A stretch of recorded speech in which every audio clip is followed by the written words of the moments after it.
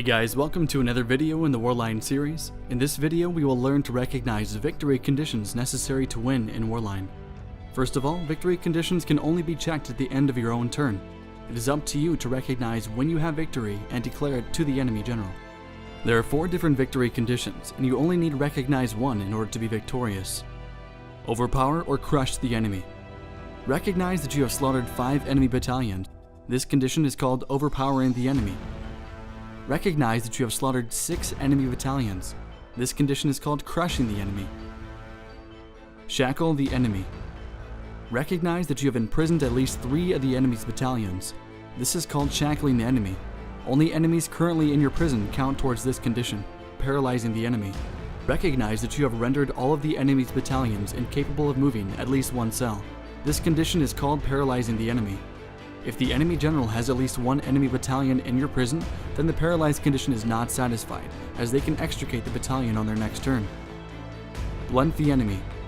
Recognize that the enemy is not capable of taking any aggressive action, and your army has at least 1 battalion of level 4, 5, or 6.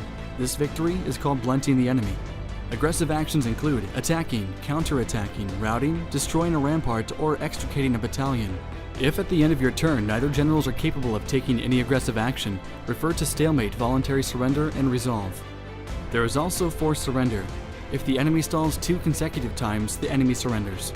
For stalemates, if at the end of your turn neither general is capable of taking aggressive action, then first check the total size of each army. The general whose army's total size is greater is victorious. If both are equal, then check the total number of battalions in each army. The general whose army contains the most battalions is victorious. If both armies contain the same number of battalions, then the battle ends in stalemate, a loss for both generals.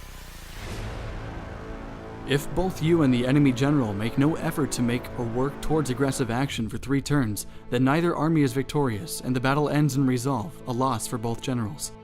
A general may also voluntarily surrender at any point in the game.